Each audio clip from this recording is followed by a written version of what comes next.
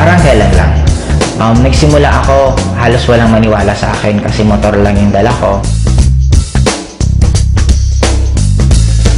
And lahat ng kaibigan ko pinagtatawanan ako kasi wala pang networking company na meron taga Bicol na kumita. Pero after 4 years, sobrang grabe ng blessing na binigay sa akin. 4 years, 4 na sasakyan. First car ko is Honda Civic, second car ko is Montero Sport, third car ko is sobrang guwapo ng sasakyan kasi 2-door siya naka-accord na kung nanonood ka ng Fast and the Furious, halos magkamukha yung sasakyan na yun. Pang fourth car ko, normally halos ito yung nagiging ultimate goal eh. Fourth car ko is Hummer. Na ang kagandahan dito, may maliban lang kasi since ang taas ng gas consumption ng Hummer, binigyan pa ako ng in-global ng bonus na profit sharing na worth 600,000. 350,000 para daw pang gas ko sa Hummer ko. And ang pinaka naging blessing sa akin this year, kasi binigay pa sa akin ng AIM yung isa sa pinakapangarap ko, yung makakita mismo ko at makahawak ng snow.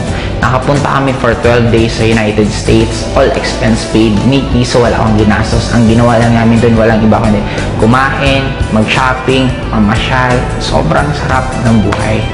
And ang nagiging blessing sa akin ngayon, hindi lang ako yung kumikita. Kasi within this year alone, 10 sa taga Bicol ang nagkaroon ng first car nila. And I already created more than 30 millionaires under me.